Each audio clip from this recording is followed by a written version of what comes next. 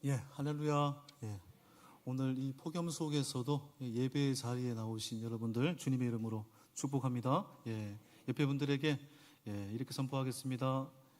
평강이 있을지어다. 이렇게 한번 선포하겠습니다. 평강이 있을지어다. 평강이 있을지어다.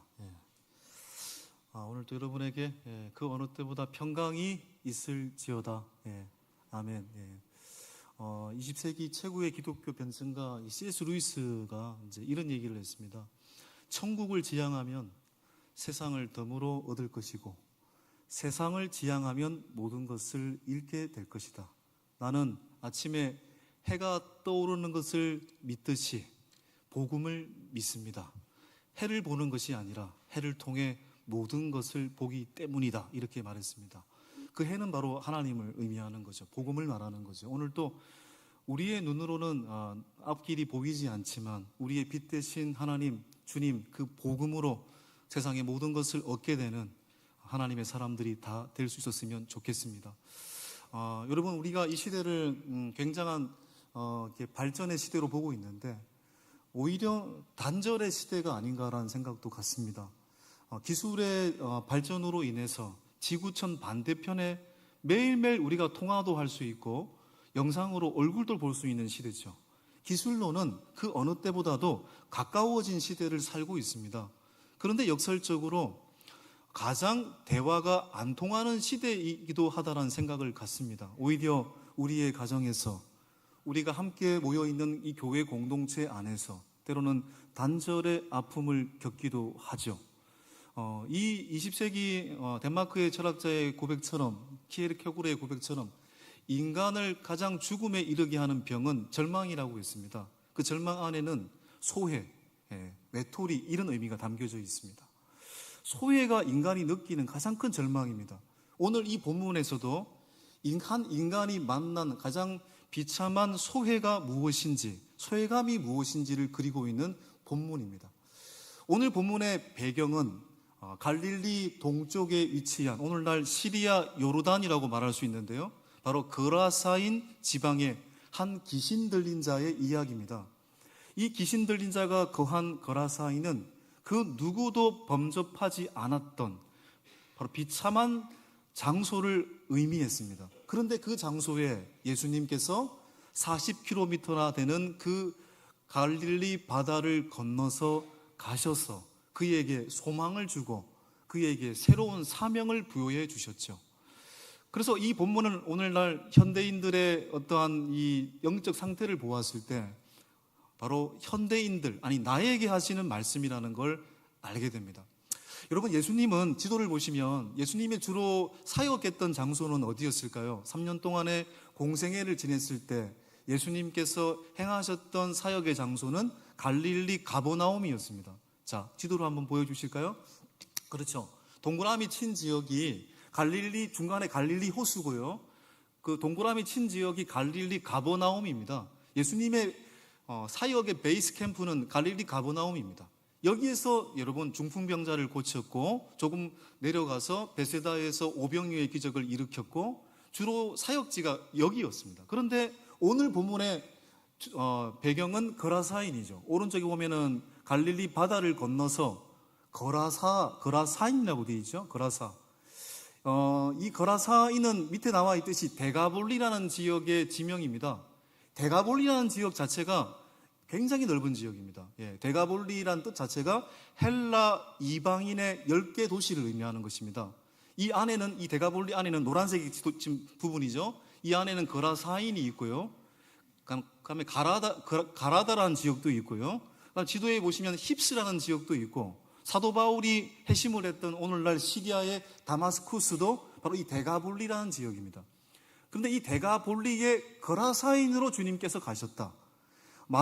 마가복음에서는 거라사인으로 표현되어 있고, 누가복음에서도 거라사인으로 표현되어 있고, 마태복음에서는 가다라는 지역으로 표현되어 있습니다. 다 똑같은 지역입니다.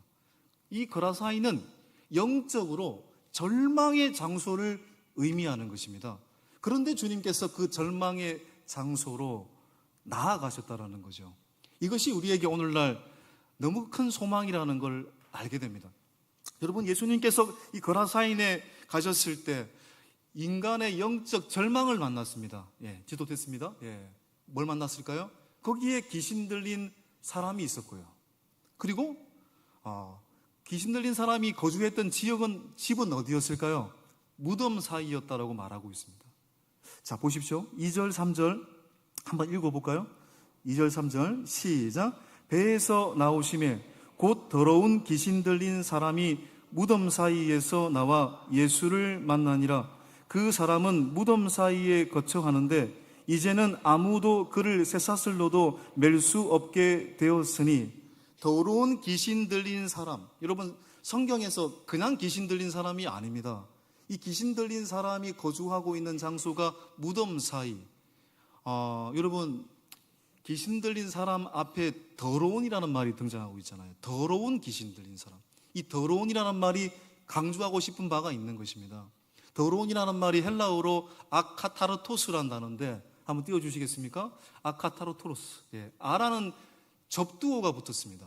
접두어가 붙어서 이 의미가 달라지게 된 거예요. 아카타르토스. 이게 뜻이 더러운이라는 뜻입니다. 내 힘으로는 도저히 빠져나올 수 없는 이란 뜻입니다. 그런데 여러분도 알다시피 문학이나 영화나 어떠한 감동적인 장면을 느낄 때 우리가 카타르시스를 느낀다고 얘기를 하잖아요. 카타르시스. 정화됨, 깨끗하게 됨이라는 뜻이죠. 이 카타르시스의 형용사가 카타로스입니다. 카타로스. 깨끗한 이란 뜻입니다. 바로 그 카타로스란 단어 앞에 부정 접두어 아가 붙으면 아카타르토스가 됩니다. 다시 말해 더러운, 내 힘으로는 도대체 깨끗해질 수 없는 이라는 뜻이죠. 그러니까 오늘 이 귀신 들린 자의 상태는 내 힘으로는 도저히 빠져나올 수 없는 상태, 깨끗해질 수 없는 상태, 바로 그것이 귀신 들린 자의 실존이었습니다. 여러분, 이 더러운 귀신 들린 자, 내 힘으로는 도저히 깨끗해질 수 없는 이 무덤가에 거주하고 있는 이 귀신 들린 자의 모습을 보면서 유대인들은 부정적인 사람으로 분명히 여겼을 겁니다. 왜냐하면 일단은 이 사람이 거주하고 있는 집이 어디라고 했습니까? 어디 사이에 거주했다고 했습니까? 무덤 사이잖아요. 여러분, 무덤 하면은 뭐가 떠오릅니까? 시체를 무덤에 묻잖아요. 여러분, 구약 성경에서 시체를 가까이 한 사람은 부정한 자입니다. 부정한 자의 대명사죠. 그리고 성경을 쭉 읽다 보면은 이 귀신 들린 자가 거주하고 있는 주위에는 어떤 동물이 살고 있었을까요? 바로 오늘날 여러분이 너무 좋아하시는 안 좋아합니까? 돼지떼. 돼지떼가 살고 있었다. 구약 성경에서는 돼지는 먹을 수 없는 동물이잖아요. 부정한 동물이잖아요. 그렇죠? 부정한 동물의 대명사가 돼지입니다. 심지어 돼지떼가 있는 겁니다. 돼지 2,000마리가 그 주위에 있었다라는 거잖아요. 이것은 바로 그 사람의 절망의 상태를 보여주고 있는 부분인 겁니다. 여러분 생각을 해보십시오. 무덤가에 거주하고 있고 돼지떼가 둘러싸고 있고 귀신이 들려서 스스로 헤어나올 수 없고 스스로 자해하는 상태의 절망의 사람, 그 누구도 이 사람 곁으로 올 수 없는 소외된 사람, 바로 이 사람 곁으로 오늘 누가 오셨다라는 얘기입니까? 예수님께서, 그것도 40km나 되는 바다를 건너서 오셨다라는 사실이죠. 이게 여러분 우리에게 오늘 또 소망이 되는 거잖아요.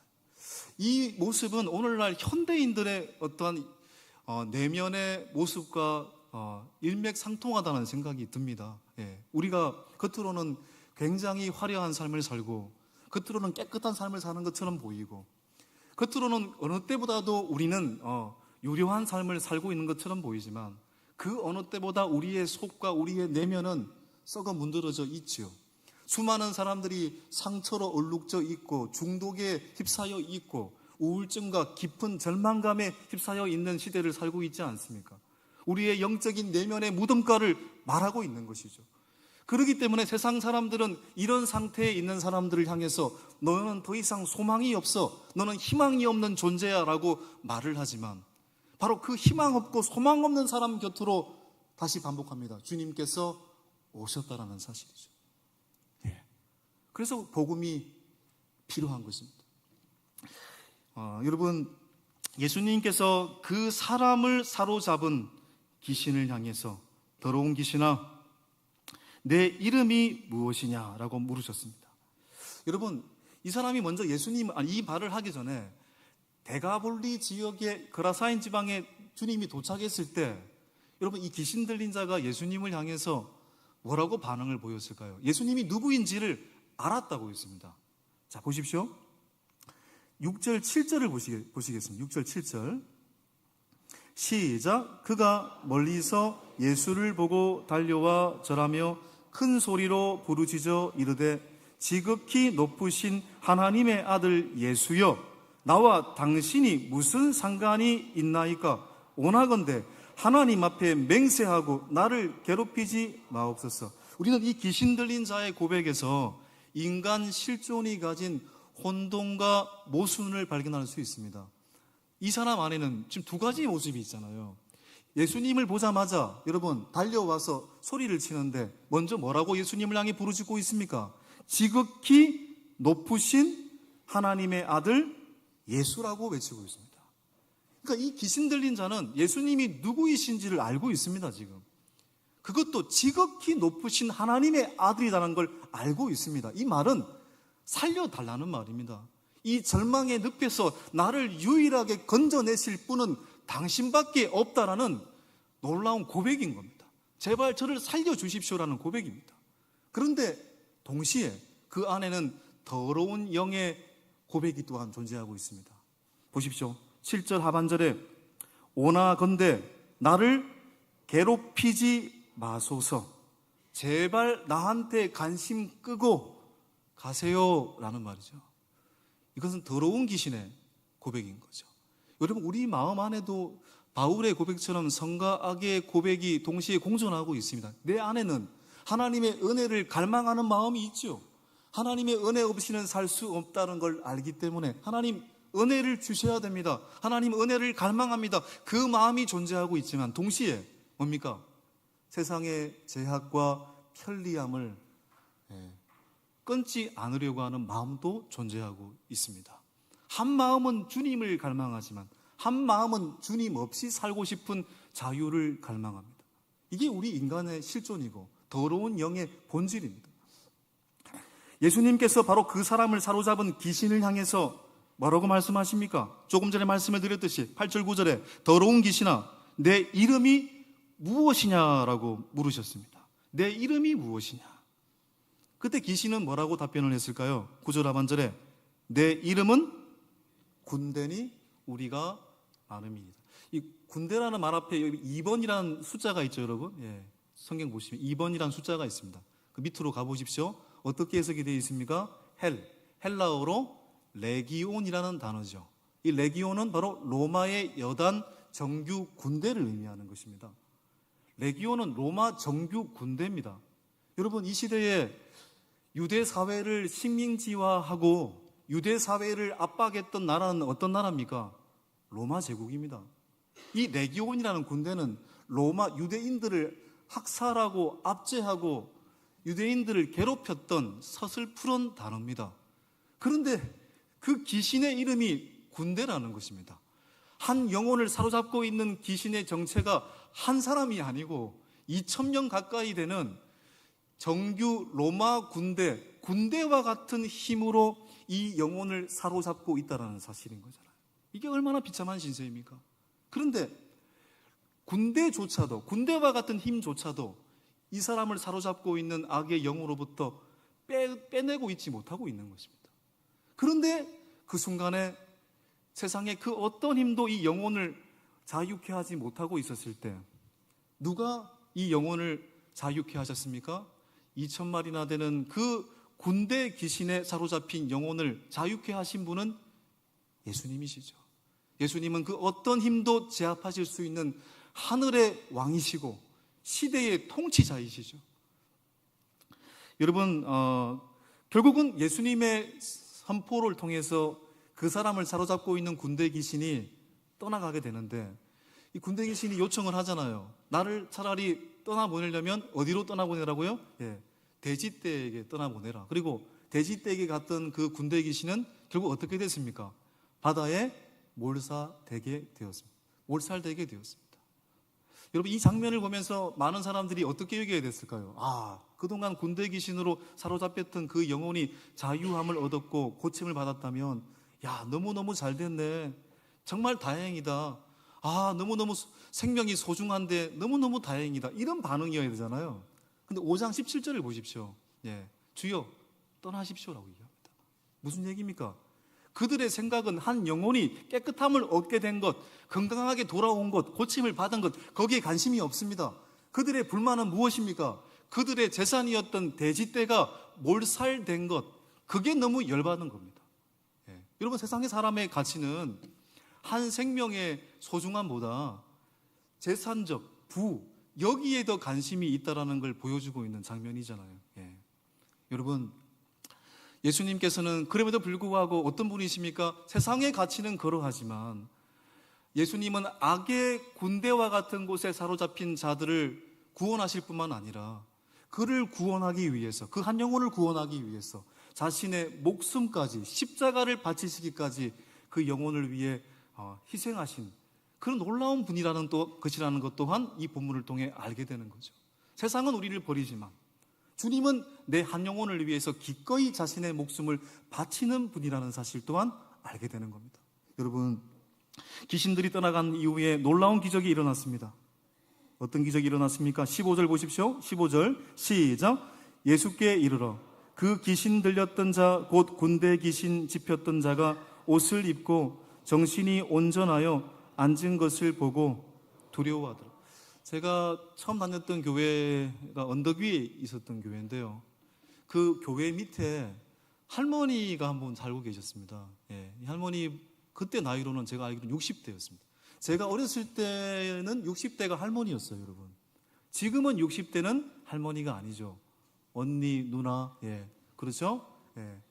뭐 잘 얘기하면 뭐 여러분 아가씨라고 얘기할 수도 있겠고요. 예, 요즘은 너무 다 젊으셔가지고 그때는 할머니였습니다. 누가 봐도 할머니였어요. 그 할머니가 귀신이 들려 있었습니다. 그러니까 교회 앞에서 늘 봤던 광경은 무당이 왔다 갔다 했고요. 시도 때도 없이 구술했습니다. 근데 귀신이 떠나가지 않으니까 어느 날 교회에 부흥회가 있다는 걸 알고 오셔가지고 실제로 귀신이 떠나가는 역사가 부흥회 가운데 일어났습니다. 그리고 그 이후부터 그분은 예수님을 믿게 되었고 그 온 가족이 전부 다 주님을 믿게 되었습니다. 이 본문처럼. 예. 여러분, 그분의 처음의 상태가 진짜 너무 충격적이었습니다. 제가 실제로 봤거든요. 예. 정말 뭐 입에 거품 물고요. 정말 난리도 아닙니다. 그런 난리도 없는 것 같아요. 그를 결박하고 있는 것이 얼마나 힘겹고 그를 어둡게 만들었는지. 예. 그런데 오늘 이 광인 또한 마찬가지죠. 예. 그 어둡고 결박 가운데서 주님을 통해서 자유함을 얻게 되었잖아요. 과거에는 무덤 사이에서 미친 채 침을 질질 흘리며 살았던 사람이 예수님을 통해서 지금 온전하게 되고, 여러분, 건강한 모습으로 앉아있게 되는 것, 이걸 사람들이 보게 되잖아요. 여러분, 이 사람이 꿈만 같았을 겁니다. 나를 고치시고 나를 자유케 하신 분이 예수님이라는 것을 알게 되었을 때 이 사람은 주님에게 달려가죠. 주님은 사역을 마치고 이 데가볼리를 떠나려고 했습니다. 그런데 이 사람은 달려가서 주님께 옷자락을 붙잡으면서 간청합니다. 자, 어떻게 간청을 했을까요? 18절 보겠습니다. 의역으로 한번 읽어보겠습니다. 시작. 주님, 저도 주님과 함께 배를 타게 해 주십시오. 주님 가시는 곳 어디든 따르는 제자가 되겠습니다. 은혜를 너무 많이 받은 거잖아요. 주님 이제 일평생 주님 옷자락 붙들고 12제자와 같이 주님께 말씀을 배우고 주님과 동고동락하는 출가 제자가 되겠습니다. 12제자처럼 베드로와 야고보와 요한처럼 예수님을 따르는 제자가 되겠습니다. 이 멋진 고백 아닙니까, 여러분? 자, 그런데 주님은 이 사람의 고백 앞에 노라고 거절하셨습니다. 보십시오. 19절 시작. 허락하지 아니하시고 그에게 이르시되 내 집으로 돌아가 주께서 내게 어떻게 큰 일을 행하사 너를 불쌍히 여기신 것을 내 가족에게 알리라 하시니. 그는 출가 제자가 되기를 원했지만 주님은 그에게 뭐라고 말씀하신 겁니까? 출가 제자로 살지 말고 정주 제자로 살라고 말씀하고 계십니다. 출가는 집을 떠나서 주님을 따른다는 얘기고, 물론 이게 불교적 용어라고 말할 수도 있겠습니다. 그런데 정주 제자라는 건 바를 정자에 머물 주자죠. 바르게 머물면서 주님을 따르라.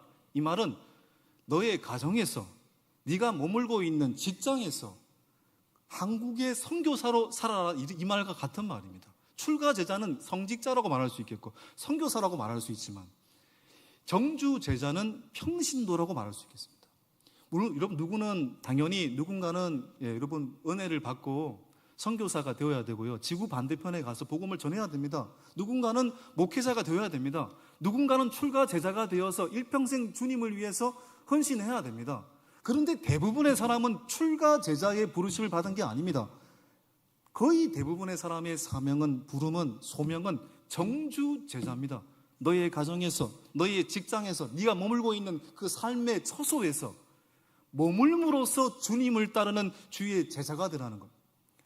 예수님께서는 이 강인에게 이렇게 말하고 있는 겁니다. 너를 소외시켰던 그 자리로 돌아가라. 너를 왕따시켰던 그 자리로 돌아가라. 너의 비참한 무덤가로 돌아가라. 그곳에서 네가 보았던 복음을, 경험한 복음을 가정에 알리고 동네에 알리라. 그리고 그곳에서 정주 제자로 살아가라. 그렇게 지금 말씀하고 계시는 겁니다. 결국 주님의 말씀에 순종한 그 사람은 이 말씀에 순종을 했잖아요. 20절을 보십시오. 20절 시작. 그가 가서 예수께서 자기에게 어떻게 큰일 행하셨는지를 데가볼리에 전파하니 모든 사람이 놀랍게 여기더라. 여러분, 이게 참 쉬운 일이 아니잖아요. 자기를 소외했던 곳이잖아요. 자기를 왕따시켰던 자리잖아요. 자기에게 미친 사람이라고, 귀신 들린 자라고 조롱했던 자리 아닙니까? 그곳으로 돌아가서 주님의 복음을 전했다. 그리고 사람들에게 내가 경험한 복음을 알렸다. 근데 어떤 일이 일어났습니까? 20절 하반절에 보니까 모든 사람이 놀랍게 여기더라. 여러분, 초대교회의 이제 복음서라든지 사도행전이라든지 초기 문서였던 디다케라는 문서에 보면은 제자는 두 가지 형태의 제자가 있습니다. 우리가 알고 있는 순회 전도자, 12제자처럼 주님께 꼭 붙어서 복음을 전하는 사람들, 그리고 돌아다니면서 주님의 복음을 전하는 선교사, 성직자와 같은 제자가 있습니다. 또 다른 형태가 있죠. 바로 정주 제자의 형태가 있습니다. 마치 누가복음 8장에 헤롯의 청지기였던 구사의 아내 요한나와 수산나처럼 자신이 갖고 있는 물질을 통해서 오히려 출가 제자, 순회 선교사를 도왔던 바로 정주 제자와 같은 제자도 존재했습니다. 그들이 아름다운 네트워크를 이루어서 사도행전에 보면은 예루살렘과 온 유대와 사마리아와 땅끝까지 이르러 주님의 증인이 된 거죠. 두 제자의 형태가 함께 결합이 되어서 주님의 복음을 땅끝까지 전하게 된 겁니다. 여러분, 오늘 여러분의 삶의 데가볼리는 과연 어디일까요? 물론 누군가는 저 지구 반대편 선교사로서의 부르심일 수도 있습니다. 그러나 다시 반복합니다. 대부분의 사람은 여러분의 삶의 자리입니다. 우리는 이 예배 안에서 하나님의 은혜를 경험하면서 이 예배당 안에서만 머물기를 바랍니다. 이 교회 안에서만 머물기를 바랍니다. 그러나 진짜 예배는 예배를 마치고 이 예배당 밖을 떠날 때부터 예배가 시작이 되는 것입니다. 그때부터 진짜 여러분의 제자의 삶이 시작이 되는 것입니다. 직장의 삶 속에서, 여러분의 가정에서, 사람과 관계를 맺고 있는 인간관계 속에서 정말 예배자로, 제자로 살아낼 것인가가 여러분의 사명인 것입니다. 주님이 부르심은 정주 제자로서의 삶인 겁니다. 물론 그 자리가 오늘 광인의 삶의 배경처럼 무덤가일 수도 있습니다. 대화가 통하지 않는 단절의 관계일 수도 있습니다. 캄캄하고 어두운 현실일 수도 있습니다. 때로는 사람들이 내 마음을 몰라주는 그런 삶의 장소일 수도 있습니다. 그러나 중요한 것은 그곳에서 어떤 능력으로 살아가면 되는 것입니까? 나를 끝까지 사랑하시고 십자가를 지시기까지 사랑하셨던 십자가의 복음의 능력으로 정주 제자로 살아가는 삶의 결단이 있다면 여러분을 통해서 그 자리가 결박의 장소가 아닌 자유의 복음의 장소로 바뀌게 될 줄 믿습니다. 이 여름철 너무너무 우리가 덥지 않습니까? 이때야말로 정주 제자로서의 삶을 살 때입니다. 머물므로써 머무는 그 장소에서부터 십자가의 복음의 능력을 품고 십자가의 능력으로 정주 제자로서의 길을 걸어감으로 말미암아 저와 여러분이 거하는 그곳이 자유의 진정한 진리가 숨쉬는 하나님의 은혜의 장소가 될 수 있기를 주님의 이름으로 간절히 축복합니다.